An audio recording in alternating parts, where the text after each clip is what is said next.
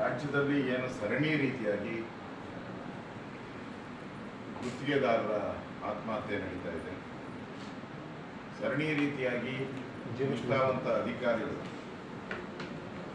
ಆತ್ಮಹತ್ಯೆಗೆ ಶರಣಾಗ್ತಾ ಇದ್ದಾರೆ. ಇನ್ನೊಂದು ಕಡೆ ರೈತರು ಸಾಲ ಕಟ್ಟಕ್ಕೆ ಸಾಧ್ಯ ಆಗದೆ ಇನ್ನೊಂದು ಕಡೆ ರೈತರ ಆತ್ಮಹತ್ಯೆ ಮಾಡ್ಕೊಳ್ತಾ ಇದ್ದಾರೆ. ಈ ಸರ್ಕಾರ ಹಣಕ್ಕೋಸ್ಕರ ಈ